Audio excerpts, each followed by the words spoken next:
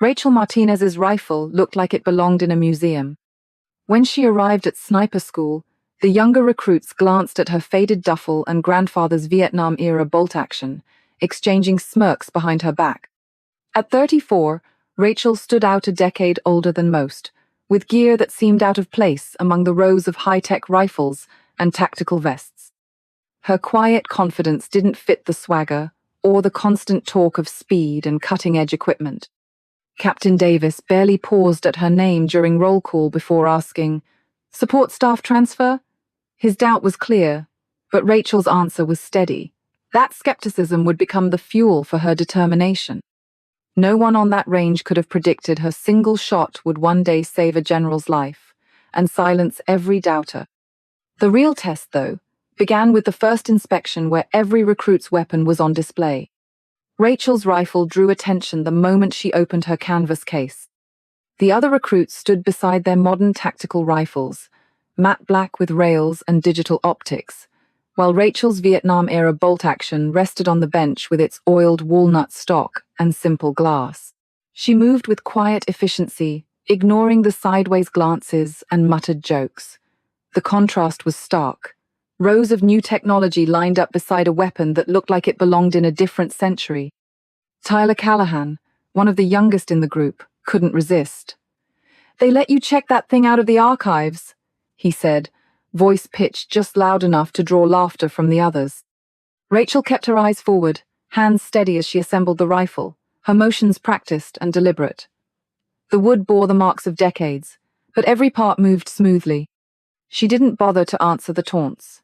Her focus was on the familiar mechanics, the way the bolt slid home, the subtle resistance she'd learned to expect after years of maintenance. Sergeant Reynolds stopped at her station with a skeptical look, lifting the rifle as if expecting it to fall apart. "Martinez," he said, "your armory lose the paperwork for new equipment." The recruit snickered, but Rachel's reply was calm. "No, Sergeant, I've maintained this rifle myself for 15 years. Reynolds raised an eyebrow, testing the bolt and dry-firing it.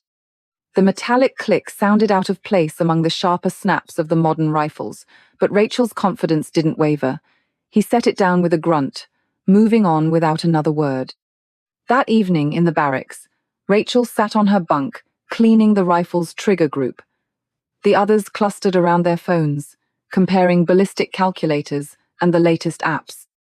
Rachel's notebook was open in her lap, filled with handwritten logswind drift calculations, temperature corrections, notes on humidity, and barrel harmonics. Where others trusted their electronics, Rachel trusted the patterns she'd studied and recorded by hand. She checked the trigger pull, made a minute adjustment, and logged the change with the same care she'd shown every night for years. Tyler leaned over from the next bunk, watching her polish the bolt. "You know, we've got computers for all that now," he said, the nickname Male Clark making its rounds in the background. Rachel didn't look up. "Computers can't fix mistakes you don't understand," she replied, her tone flat. The comment didn't get a response, but it hung in the air between them. At the next morning's zeroing session, the difference became clear. While other recruits fiddled with unfamiliar optics and struggled to get consistent groups, Rachel's first 3 shots landed in a tight cluster at 100 yards. Her custom loads grouped more consistently than most, a result of years spent refining her process. Sergeant Reynolds checked her target, then glanced at the neat pile of spent casings beside her mat. Each showed the same careful attention to detail, identical seating depth, crimp marks, and powder charge. During a break, Rachel overheard the maintenance crew talking about Tyler's rifle. The armorer's voice carried, "Callahan's got extraction issues, but Command wants him qualifying, so we're just swapping his bolt." Rachel made a note in her book under systemic problems. Another observation about the school's preference for appearances over reliability. That afternoon's positional shooting drills highlighted the difference in priorities. Rachel's methodical reloading with the bolt action cost her precious seconds. Tyler finished first, though his shots wandered off target. "Speed kills," Captain Davis said, patting Tyler on the back while Rachel's perfect score went unremarked. She packed up her gear, watching the others celebrate times that wouldn't hold up under real pressure. That night, Rachel stayed up after lights out, running a soft cloth along the rifle's barrel. The property of USMC stamp was faint but still visible. Her grandfather had carried this rifle through 3 tours, out shooting younger Marines with newer weapons. Rachel checked the logbook entry from their last session to gather 0.42 MOA at 600 yards with iron sights. She closed the book, thinking about the qualification shoot ahead. Let them laugh. The rifle, and her hands, had more experience than anyone else in the barracks. While others obsessed over split-second advantages, Rachel focused on the afternoon crosswind. She tested her handloads, adjusting her scope for the temperature drop she expected in the morning. The tables in her notebook weren't just numbers. They were the reason she knew where every shot would land. She made a final entry, then set the notebook aside, ready for the next day. Through the thin walls, Tyler boasted about his speed in the drills. Rachel turned a page in her logbook, adding another column to her wind drift calculations. The electronics couldn't replace fundamentals. She rubbed the rifle's stock, the wood polished smooth by decades of use. Tomorrow would show whether marksmanship came from technology or understanding. Before sunrise, Rachel prepared her kit. She laid out each piece with the same deliberate careful on its rest, hand-loaded rounds arranged for temperature compensation, her grandmother's old spotting scope beside her. Tyler walked by, kicking dust toward her mat. "Relax, male clerk. They don't grade on historical accuracy," he muttered. Rachel ignored him, watching the range flag for the first sign of a shift in the wind. She adjusted her scope, trusting in the calculations she'd made the night before. When the targets rose, Rachel exhaled halfway and squeezed the trigger. The shot landed exactly where she'd predicted. She cycled the bolt, the action smooth and familiar. At the next station, Tyler's rifle jammed.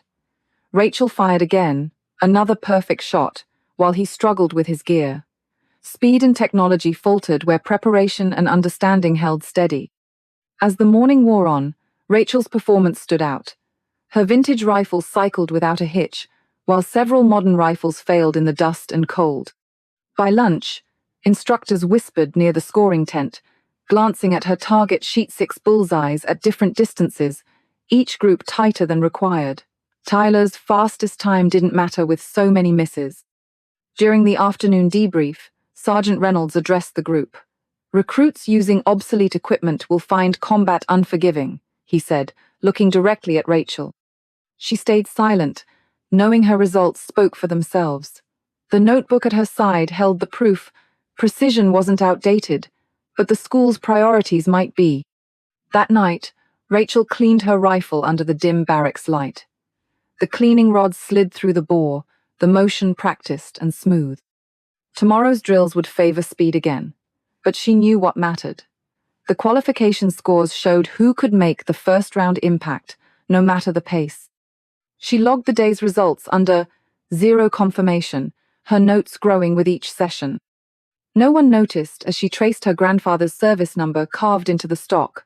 In the dark, the sound of Tyler struggling with a jammed rifle drifted from the next bunk.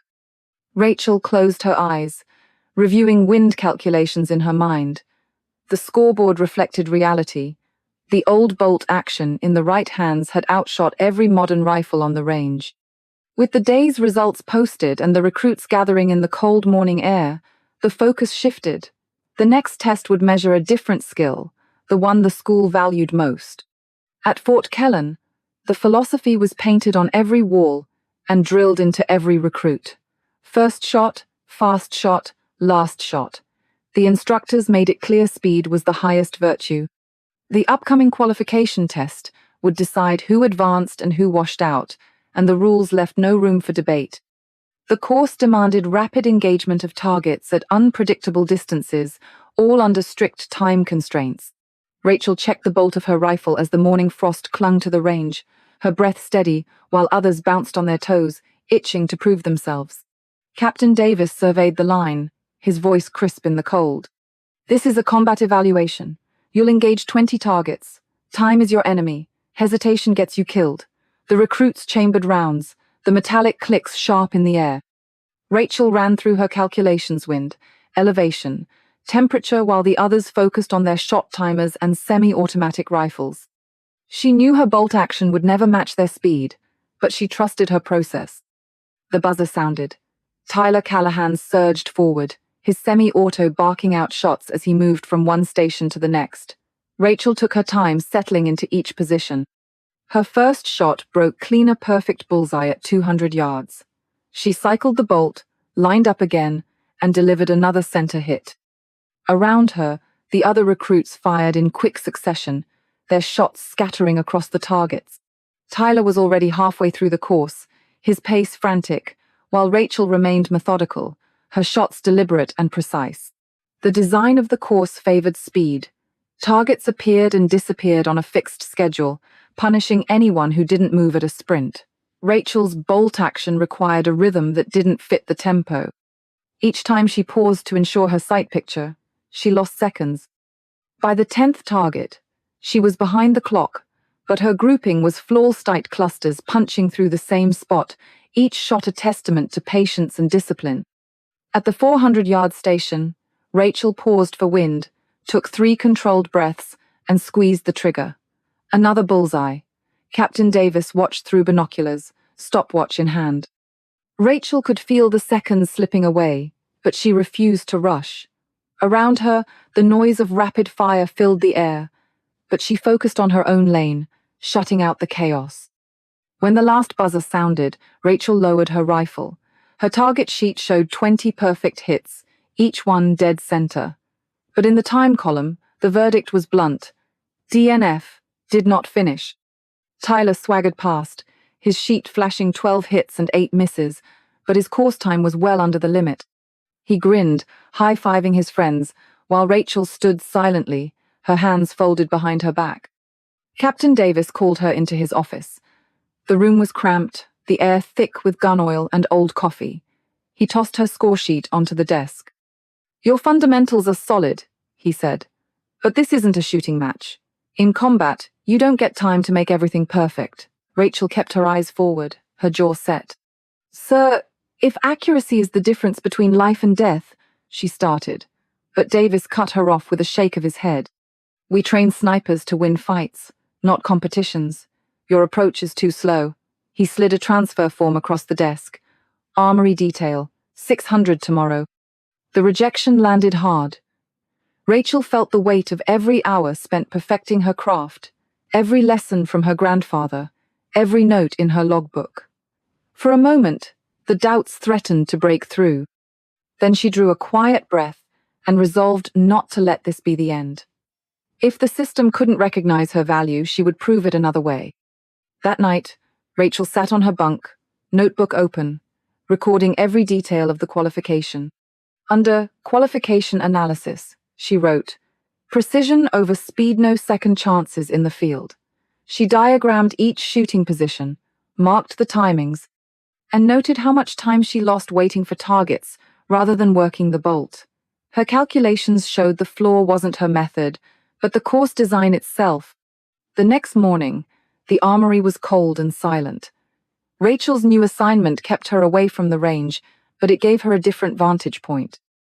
As she cleaned and inspected rifles, she noticed patterned loose scope mounts, inconsistent ejection, worn barrels. Tyler's expensive rifle had a scope that shifted with every shot.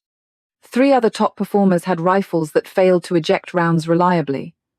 Rachel logged each issue in her notebook, listing serial numbers and symptoms, building a record that was hard to ignore.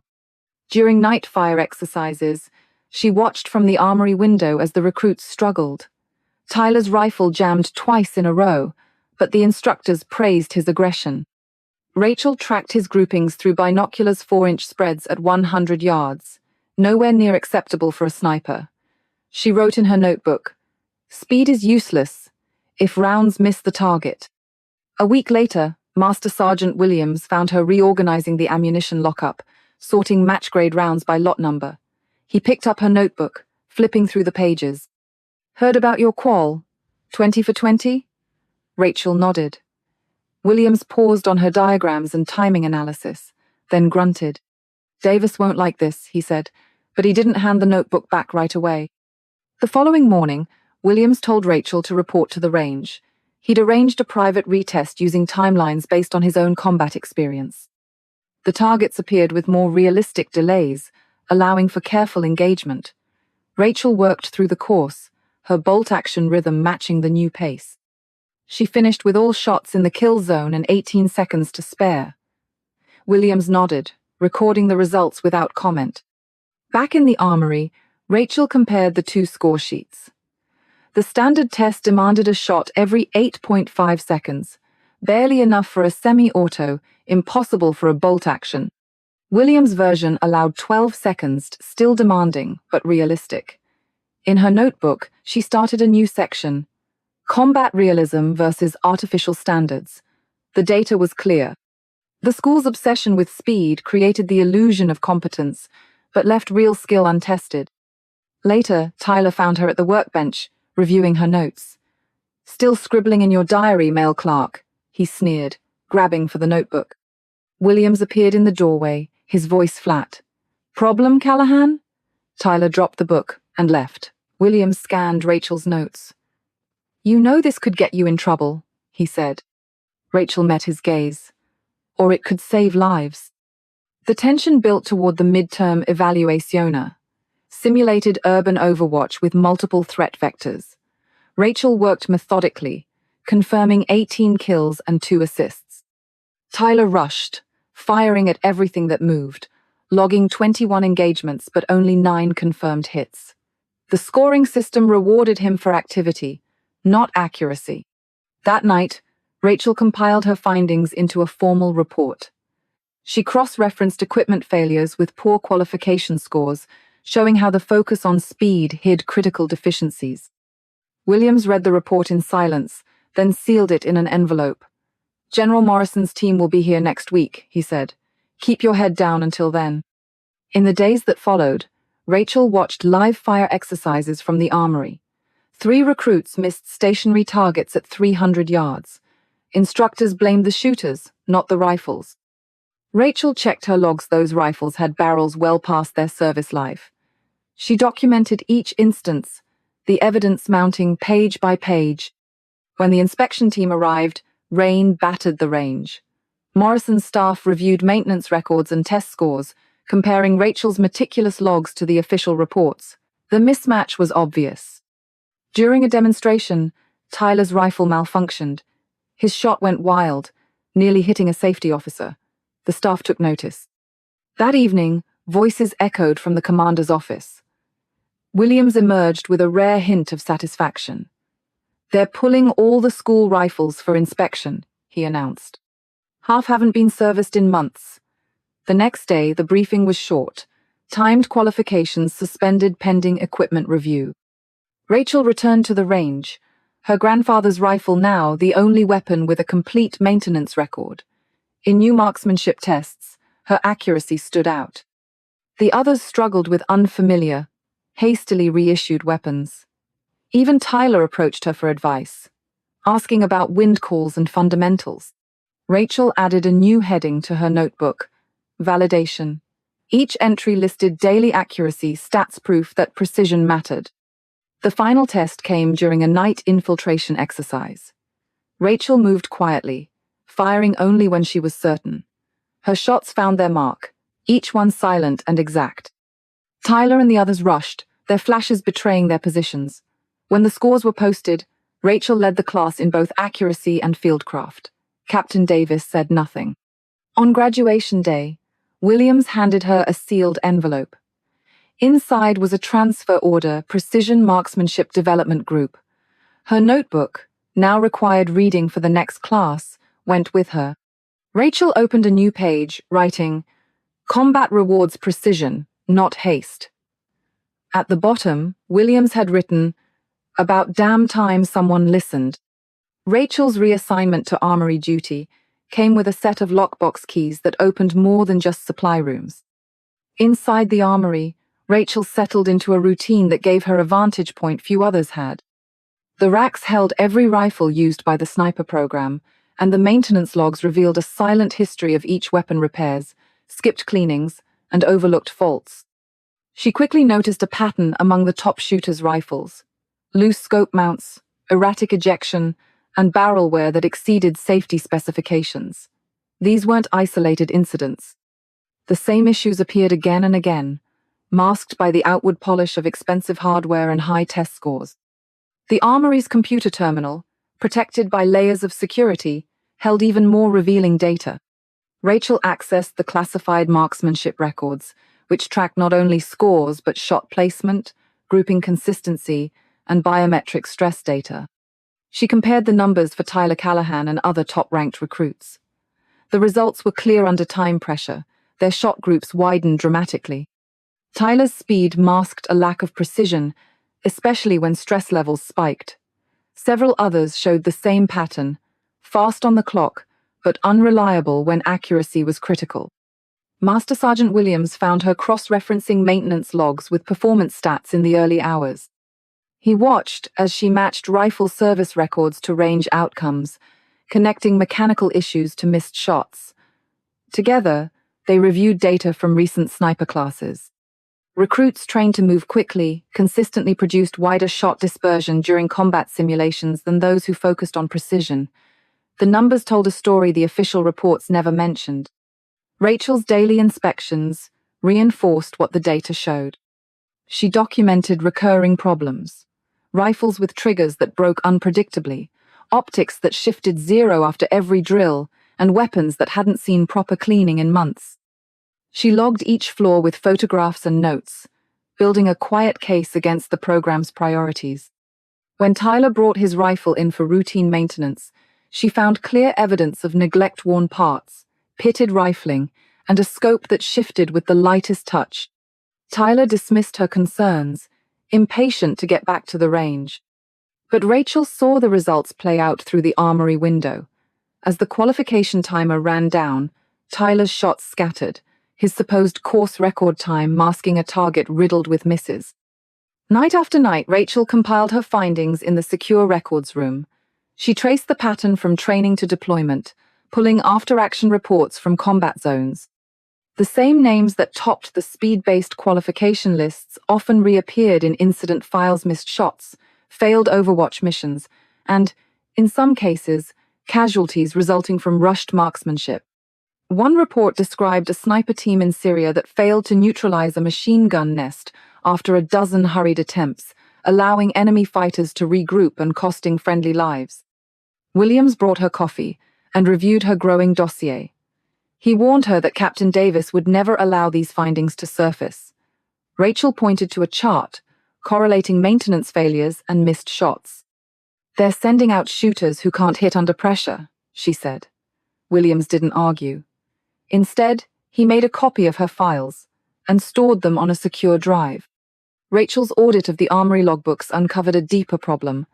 Many rifles had gone hundreds of rounds without proper cleaning, their barrels caked with carbon and copper.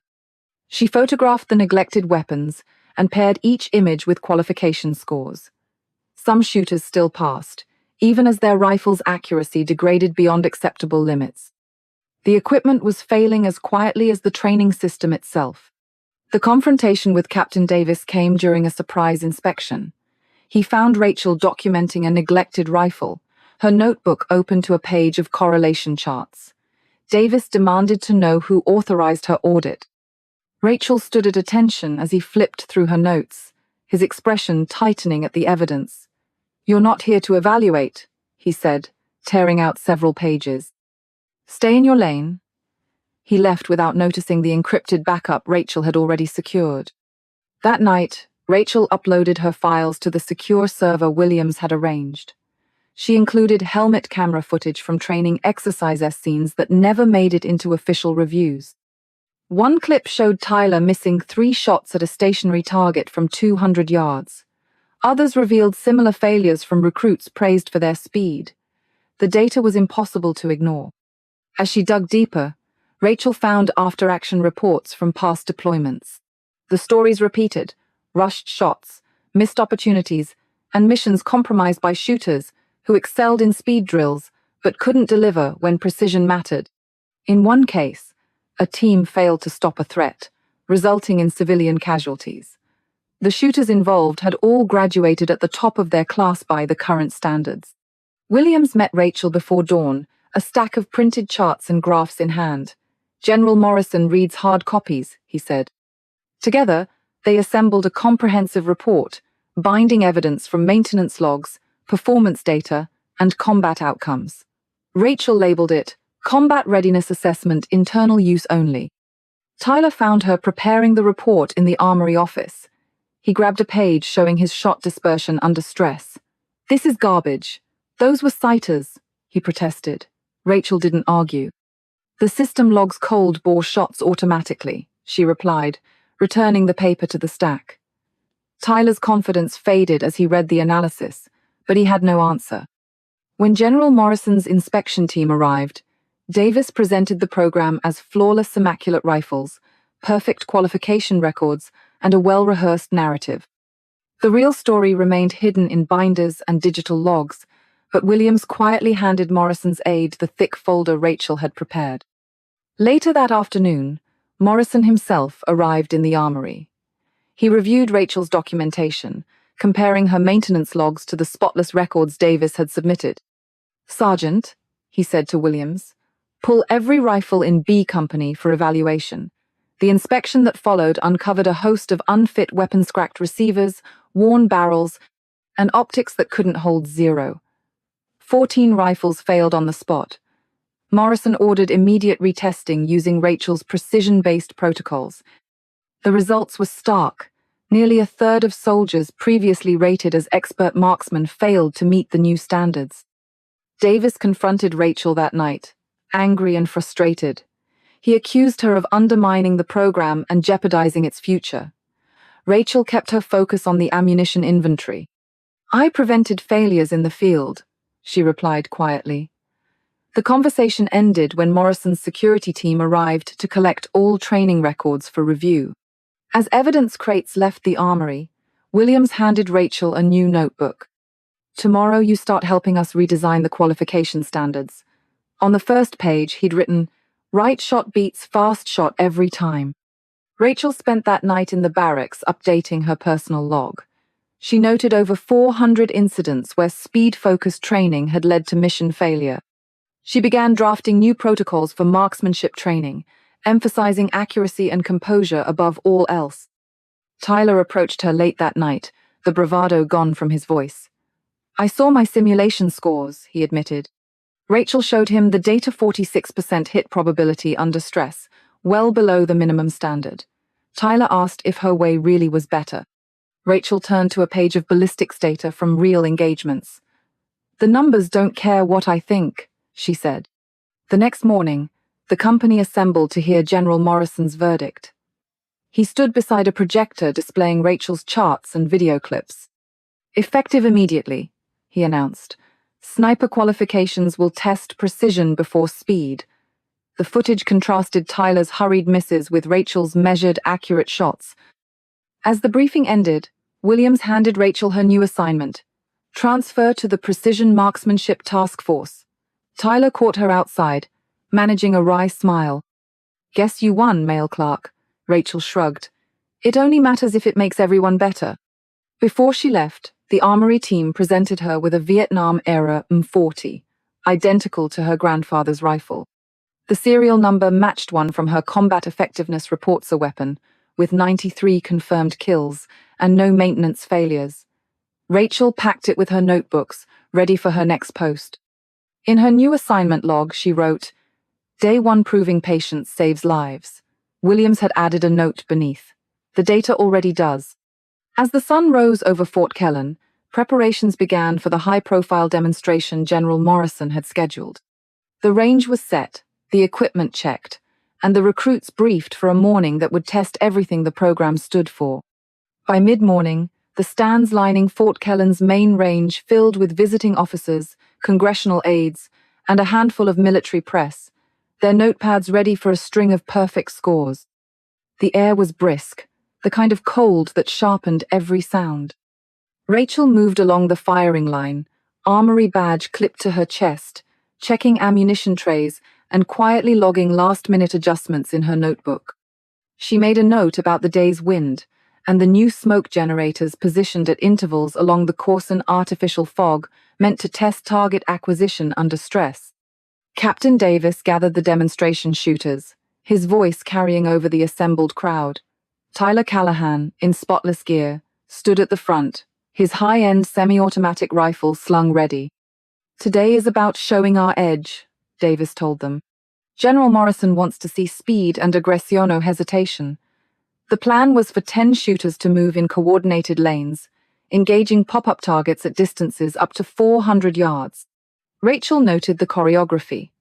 A volley on the first signal, then a rolling advance. The smoke would obscure parts of the range, simulating chaos. At exactly 1,000 hours, a sharp tone signaled the start. The snipers fired in unison, their shots echoing off the concrete and rock. Targets appeared at programmed intervals, silhouettes popping up and dropping as shooters advanced. Smoke drifted in thick bands, swirling across the lanes. Tyler was aggressive, firing quickly, his shots loud and frequent. Rachel tracked each impact through binoculars. 3 of his first 5 shots missed the center, but the speed of his performance drew approving looks from the VIP section. Then, at the 200-yard mark, Rachel saw warning lights flicker on the control panel beside her. The westernmost smoke generator jammed, dumping a heavy column of gray across lanes 4 through 7. At the same moment, the target system glitched. A maintenance silhouette, meant for calibration, appeared at 350 yards in lane 5, wearing bright orange coveralls. The dummy swayed in the dense smoke, barely visible. Tyler, moving through lane 4, caught a flicker of movement in his scope. The protocol called for immediate assessment and engagement. His helmet display flagged the figure with a red diamond. His targeting system had misclassified the maintenance dummy as a live threat. He dropped to a knee, steadied his rifle, and prepared to fire. As part of the demonstration's simulated combat, radio frequencies were jammed, disabling all communications just as the situation turned critical. From her post in the control booth, Rachel had a partial view through the shifting fog. The orange coveralls registered instantly. Joe Ricci, the rangemaster's assistant, was on the range checking a malfunctioning target. Rachel reached for her headset, but the only sound was static. The jamming was working, and there was no way to warn anyone. On the range, Tyler exhaled, finger tightening on the trigger. A gust of wind parted the smoke for a split second, revealing Ricci's orange vest. Tyler hesitated, the delay matching what Rachel had observed in her assessment. She always paused when uncertain, but never for long. Rachel's mind raced through options. Her grandfather's bolt-action rifle stood against the booth wall, half cleaned. She grabbed it, chambered around, and settled into a standing position. Through the spotting scope, she saw Ricci bent over the target, oblivious to Tyler's rifle pointed his way. The geometry was unforgiving. Ricci was directly downrange from Tyler. Any miss could be fatal. She ran through her wind and distance tables in her head. 350 yards, a left-to-right crosswind, a narrow window through the smoke. Her crosshairs found not Tyler, but the action of his rifle. She took a breath, steadied her aim, and squeezed the trigger. The report of her shot cut through the range, sharp and unmistakable. Tyler's rifle jerked violently as Rachel's bullet struck the receiver, disabling it instantly. He staggered, his shot flying harmlessly into the berm. The entire range fell silent, the sudden hush broken only by the hiss of the dying smoke generator. For a moment, no one moved. The onlookers' officers, aides, camera crews froze, processing what had just happened. The demonstration had stopped cold. Tyler stared at his weapon, the receiver twisted and useless. Ricci, finally realizing his position, scrambled away from the targets, shaken but unharmed. Security teams rushed forward. Rachel unloaded her rifle and placed it on the bench, hands raised as 2 MPs approached. Her open notebook on the control panel showed a line. Demonstration scenario: likely safety protocol failures. Below it, a calculation for a disabling shot at 350 yards. General Morrison approached, his face unreadable. He ordered Rachel brought to the command tent, where she waited as technical teams replayed the incident. Morrison questioned her directly. "Explain your actions, Martinez." Rachel kept her voice steady. "Sir, the shooter acquired what he believed was a valid target. With radios down, I had no way to call a ceasefire. I disabled his rifle to prevent a fatal mistake. Morrison's aide handed him her notebook, open to the calculations she'd made before the event. He read them, then silently passed the book to Captain Davis. The investigation that followed lasted 3 days. Technicians confirmed the smoke generator's failure was mechanically stuck valve. The target system logs showed Ricci's presence on the range was unscheduled. Most critically, the radio jamming sequence had triggered early, cutting off all communication 7 minutes ahead of plan. Tyler's after-action report included repeated admissions of uncertainty. "I wasn't sure about the target."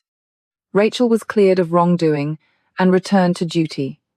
General Morrison personally rescinded her armory assignment and reinstated her as a sniper candidate. Tyler, visibly shaken, requested transfer to her squad, asking quietly, "How did you know to take that shot?" Rachel showed him her notebook, pointing to the calculations. "The numbers told me where to aim." The effect of the incident rippled through Fort Kellen. Speed-based training was suspended for review. Instructors began incorporating Rachel's notebook into their lessons, focusing on stress, judgment, and threat identification. Captain Davis kept his distance, but Rachel noticed her methods appearing in the revised manuals. Ricci, grateful for her intervention, presented her with the bent receiver from Tyler's rifle.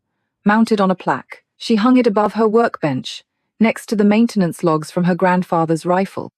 The final entry before qualification week read, "One precise intervention beats 1,000 rushed reprimands." Tyler started joining her at the range during breaks, asking about wind calls and note-taking. She showed him how to log conditions and track patterns. Soon, 3 other recruits replaced their digital calculators with paper notebooks. Armory maintenance reports showed a sharp drop in preventable equipment failures. General Morrison's orders set Rachel's safety protocols as standard. The control booth now displayed a checklist titled Martinez Verification Steps. The first line, "Confirm all personnel before activating smoke." At the next qualification shoot, Rachel watched Tyler take his time with each shot. His accuracy improved, his time slowed, and he finished with all rounds on target. When he finished, he tapped the notebook in his vest, nodding in her direction. Captain Davis recorded the scores in silence, but Rachel saw him linger over her rifle's battered scope. The armory logs shifted focus. No longer did they track only completion time now, first round hit probability was the standard. Rachel's maintenance routines became the template. Even the smoke generators received regular checks they'd previously lacked. On the night before graduation, Master Sergeant Williams called Rachel to the range. The rebuilt demonstration course was empty, the air still. "Morrison wants you at Quantico," he said. "Precision marksmanship program. You'll write the new standard." Rachel cleaned her rifle, then asked, "Who's keeping the armory logs?" Williams smiled. Callahan volunteered. "Says he has notebooks to fill." He handed her a folder transfer orders and a commendation from Morrison. The citation focused on judgment, precision, and the discipline to take one necessary shot. Rachel packed her rifle and notebooks, leaving the newest one filled with Tyler's first wind calculations in her bunk for him to find. On the last page, she wrote the formula for knowing exactly where to aim when a single shot is all that stands between disaster and survival. Through the control booth window, Rachel replayed the moment. Tyler settling into position, the orange blur of Ricci's coveralls, and the radio silent in her hand. Rachel's decision happened in the space between instinct and calculation. She didn't hesitate, her body moved before her thoughts caught up, grabbing her grandfather's bolt action from where it leaned against the wall. The bolt slid back with a practiced motion, a single round pressed into the chamber. She braced herself against the window frame, sighted through the aged scope, and let years of repetition and study take over. The moment was stripped of everything but numbers and movement. Tyler's silhouette was clear at roughly 350 yards, his rifle steady. Beyond him, the orange of Ricci's vest flickered through the haze, a blur in the drifting smoke. Rachel's mind mapped the scene. A left-to-right crosswind, a narrow window through the shifting fog, and a 6-inch target, the receiver of Tyler's rifle, presented at a sharp angle. She recalled her notes, the ones she'd filled with wind drift estimates and bullet drop tables, and let the math settle into muscle memory. She exhaled, pausing halfway, and squeezed the trigger. The recoil was sharp, familiar, a jolt that seemed to slow time. Downrange, Tyler's weapon jerked sideways as the bullet struck the receiver just behind the ejection port. His shot went wide, the disabled rifle locking open. The range fell silent, the only sound the fading echo of her shot. In that instant, the demonstration shifted from a controlled display to a lesson in the cost of error. For a long moment, no one moved. Ricci, still bent over the malfunctioning target, glanced up in confusion, then scrambled away as he realized what had nearly happened. Tyler stared at his weapon, hands frozen around the ruined bolt. The crowd of officers and aides in the bleachers sat in stunned silence, eyes locked on the firing line. Rachel worked the bolt, ejecting the spent casing, the movement automatic. General Morrison stood, binoculars lowered. He crossed the range with a steady pace, his attention fixed on Rachel. Captain Davis arrived first, his expression tight with frustration, but Morrison motioned him aside and took the rifle from Rachel's hands. He examined the battered stock, the iron sights, the simple scope. "You made that shot with this?" he asked, voice flat. Rachel nodded, her answer simple. "Yes, sir." Morrison traced the initials carved into the stock, then handed the rifle back. "That was your shot," he said, not as an accusation, but as a statement of fact. The officers and instructors gathered around, some whispering, others silent. The demonstration had gone off script, exposing a flaw in the program's priorities. Technical teams moved quickly, reviewing the control booth logs and the target system. It didn't take long to confirm what Rachel had seen. The smoke generator had jammed, flooding the range with haze, and the target system glitch had sent a maintenance dummy into the live fire lane. The radio jamming, meant to simulate combat conditions, had started early, cutting off all communication just as the error unfolded. The convergence of these failures turned a planned demonstration into a real emergency. Tyler sat in the debrief tent, hands wrapped around a cup of coffee, his voice thin as he answered questions. "It looked like a threat," he repeated. The helmet camera footage was clear. His heads-up display flagged the orange as hostile, the targeting system's error nearly leading him to fire on Ricci. Rachel watched from a distance, saying little as the investigation team replayed the scene, frame by frame. Morrison called Rachel into the command tent. He spread her notebook open, his finger tracing the calculations she'd logged before the event. Her notes detailed the risks of overlapping safety protocols, heavy smoke, radio silence, and automated targets. "You saw this coming?" he asked. Rachel shook her head. "I calculated the risks, sir. There was a chance the systems would overlap." Morrison nodded, closing the notebook. The armorers examined the aftermath. Rachel's shot had struck the receiver at an angle, bending the bolt carrier and disabling Tyler's rifle without causing injury. The match between her round and the impact was exact, down to the rifling marks. The technicians compared it to her previous practice shots on disabled weapons, each one placed at the same point, each one a product of methodical preparation. Ricci found Rachel outside the armory, holding the bent cartridge from Tyler's rifle. His hands still shook as he handed it over. "You saved my life," he said quietly. Rachel accepted the casing, adding it to her logbook with a note beside the ballistics entry. She'd practiced the shot, but never expected to use it in a moment like this. Davis kept his distance, arguing with Morrison's staff about the training manuals and qualification standards.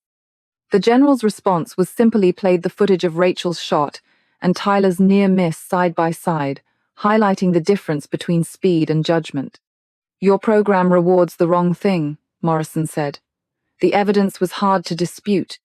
In the armory that night, Rachel cleaned her rifle with careful, deliberate motions. Tyler stood in the doorway, holding his damaged weapon. "I never saw the orange," he admitted. Rachel didn't look up. "The system told you what to see," she replied. Tyler nodded, understanding, settling in. The impact of Rachel's shot moved quickly through Fort Kellen.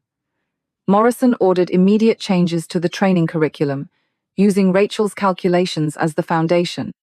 The new protocols emphasized positive identification before engagement, and speed was no longer the sole metric. The armory logs began to reflect the shift requests for iron sight zeroing increased, and maintenance checks became more thorough. Rachel's role at the school changed as well. Candidates who had once mocked her methods now sought her out for advice on wind calls and shot placement. Tyler started keeping a notebook, his handwriting rough but determined. The damaged bolt carrier from his rifle became a fixture in the armory, mounted above the updated safety protocols.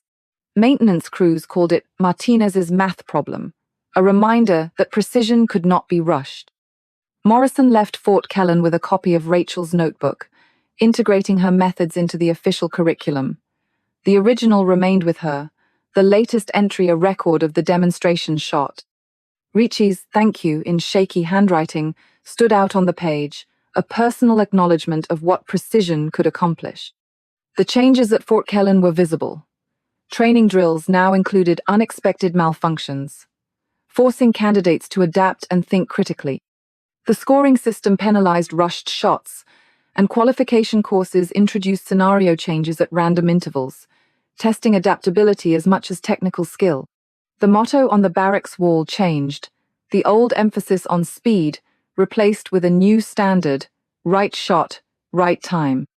Tyler approached Rachel at the range one evening, his repaired rifle in hand. They shot in silence, the rhythm of their actions steady and focused. After a while, he asked, "How did you know where to aim?" Rachel tapped her temple. "The math lives here first." Tyler nodded, understanding that skill came from preparation, not just instinct. As graduation approached, the results spoke for themselves. Tyler's scores reflected his new approach: slower times, but near-perfect accuracy. Rachel led the class, but the rankings mattered less than the column showing 100% positive identification. The demonstration that nearly ended in tragedy became the foundation of a new training module, with Rachel's shot studied as the example of what mattered most. The last page of Rachel's notebook gained a new entry. Under her calculations for the disabling shot, General Morrison wrote a single line: "This is how we reform broken systems." The words sat below her original diagram, a quiet acknowledgement of the shot that changed everything. The events of that day did not fade quickly. The investigation into Rachel's combat readiness report began 3 days after the incident, as the command reviewed every detail of what had happened and what it revealed about the program's direction. In the days that followed the demonstration, Fort Kellen shifted from routine to scrutiny. The investigation into what had happened and why drew in officers, instructors, and every recruit who had witnessed the near miss on the range. The focus was clear: how a system built on speed had nearly resulted in tragedy, and what Rachel Martinez's combat readiness report revealed about the program's deeper flaws. Colonel Chen began the official inquiry with Rachel's findings projected on the briefing room wall. The data visualizations were blunt. Charts tracked each graduate's performance, showing a pattern that was hard to ignore. Shooters trained to prioritize speed consistently faltered when faced with unpredictable combat stress. The video evidence was even more damning. Helmet camera footage from real deployments played in silence, each clip showing rushed shots that missed, split-second decisions that failed to account for shifting threats, and, in one case, a drawn-out attempt to neutralize a machine gun nest that ended in friendly casualties. The room's silence deepened as Morrison paused the playback. He didn't ask for explanations. The evidence spoke for itself. Rachel sat at the edge of the room, notebook open to the pages where she'd first logged the connection between rushed training and real-world failure. She had mapped out how speed-based drills encouraged habits that broke down under pressure. The digital scoring system, she noted, prioritized completion time over accuracy, hiding the fact that many qualified shooters struggled to hit targets when it mattered most. Morrison ordered the IT team to audit the scoring program. It confirmed what Rachel had documented. The system's design rewarded haste, not precision. The investigation team didn't linger on blame. Instead, they focused on what needed to change. Morrison moved quickly. He suspended all speed-based qualification tests at Fort Kellen and ordered a full review of the curriculum. Rachel's reinstatement was immediate, not just as a candidate, but as a key advisor in developing new standards. She was tasked with drafting protocols that would measure not just technical skill, but judgment and composure under stress. Tyler Callahan was one of the first to approach her after the directive. He brought his repaired rifle and a battered notebook, asking for help with windage calculations and shot logs. Gone was the bravado. In its place was a quiet determination to learn. Rachel walked him through her process, showing him how to break down each shot, account for changing conditions, and document every outcome. Soon, other recruits joined them, copying her methods into their own notebooks, trading speed for understanding. The overhaul of the sniper program took shape quickly. The qualification course was redesigned from the ground up. Targets appeared at random intervals and distances, sometimes accompanied by no-shoot, scenarios that forced candidates to pause and reassess. The scoring system was updated to weigh accuracy and decision-making 3 times more heavily than speed. The old motto, painted across the barracks wall, was replaced with a new standard: right shot, right time. Rachel's influence spread beyond the drills. During breaks, recruits gathered at her station to ask about wind reading, holdover techniques, and how to keep detailed shot logs.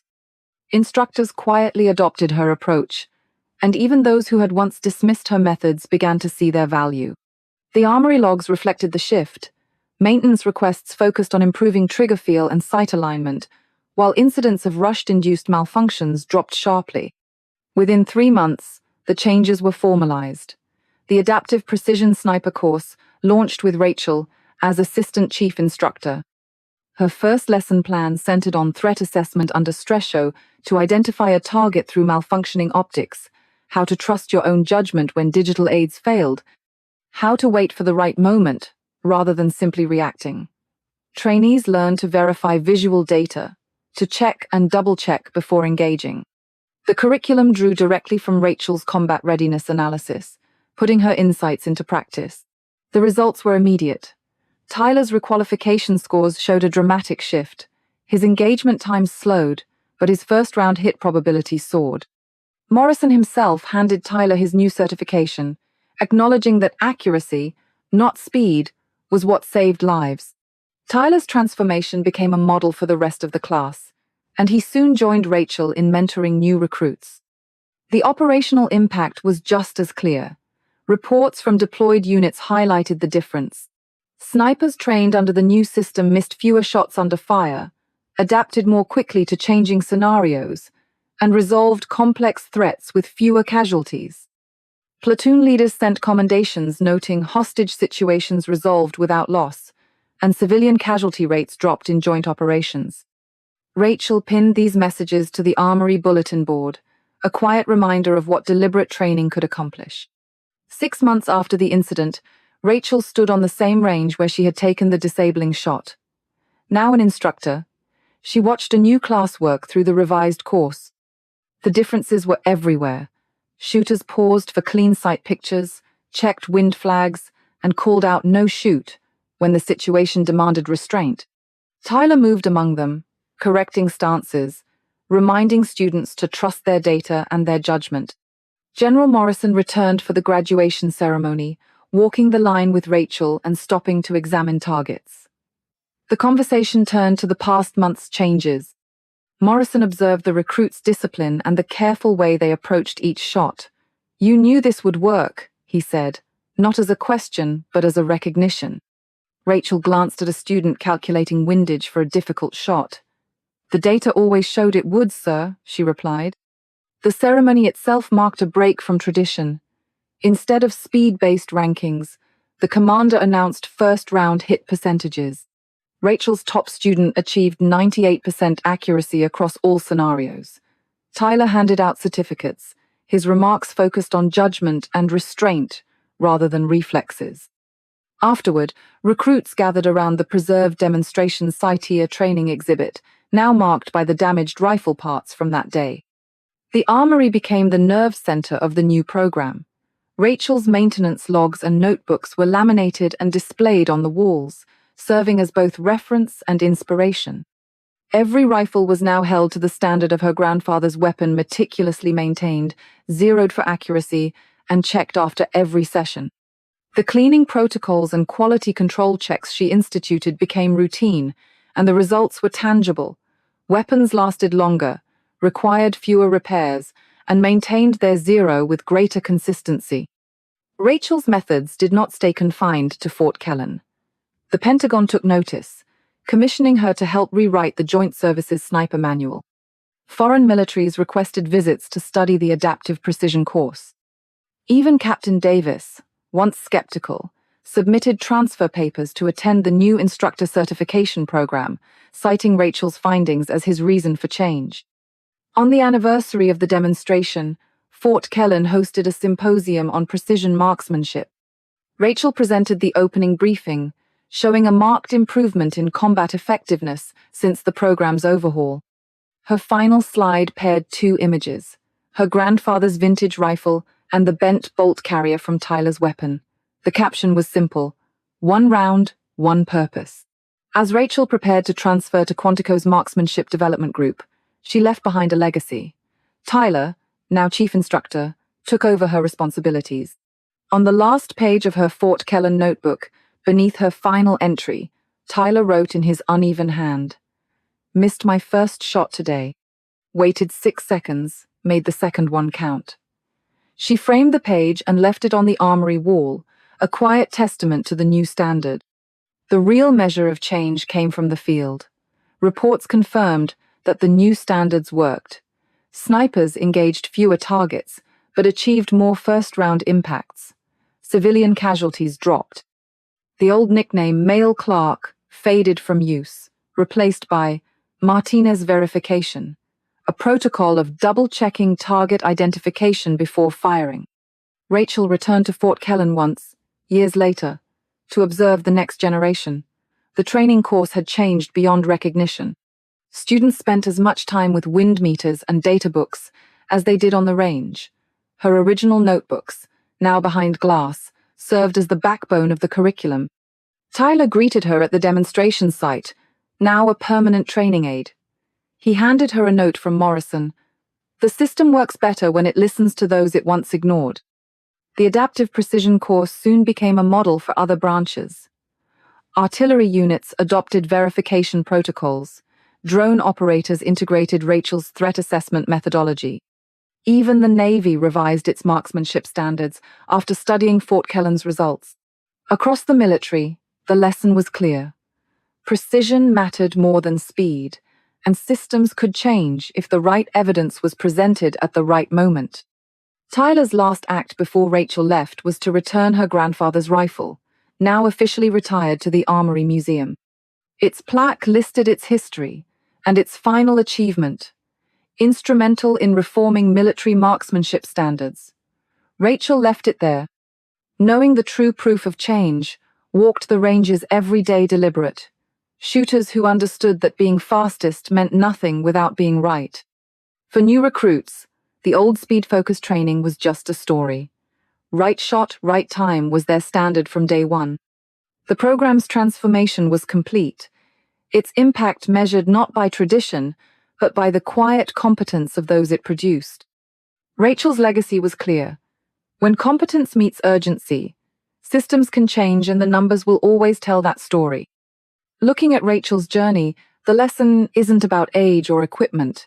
It's about the impact of thoughtful action when the stakes are highest. Her shot during the demonstration didn't just avert disaster, it shifted the culture of an entire institution. The military's decision to adopt her methods across all branches reflected the value of her approach. Her grandfather's rifle, now displayed at Fort Kellen, stands as a quiet reminder that careful preparation can outlast any trend. If Rachel's story made you rethink the balance between speed and precision, share your thoughts below. Next time you face a critical decision, remember that one deliberate action can save lives.